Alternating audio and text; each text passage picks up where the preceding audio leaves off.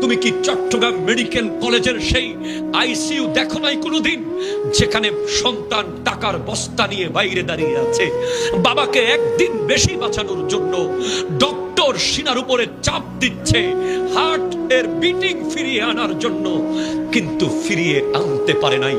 জীবনের বাতি নিভে গেছে, চলে গেছে।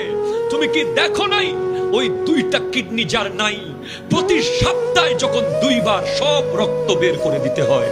তুমি কি জানো না ওই ব্যক্তির কথা, যার লিভার বলতে কিচ্ছু নাই, কোনো ভারী খাবার খেতে পারে না, লিকুইড খেয়ে খেয়ে জীবন কাটায়? তুমি কি জানো না ওই আরবের সন্তানের কথা, যে অন্ধ, যাকে উলামায়ে কেরাম বলছে তুমি কি চোখ ফিরে পাওয়ার জন্য দোয়া করো না আল্লাহর কাছে? সে বলছে না না না, আমি চোখের জন্য দোয়া করি না। কেন দোয়া করো না? কারণ আমি শুনেছি যার চোখ থাকবে না, অন্ধ থাকবে, তার কবরের আযাব কম হবে।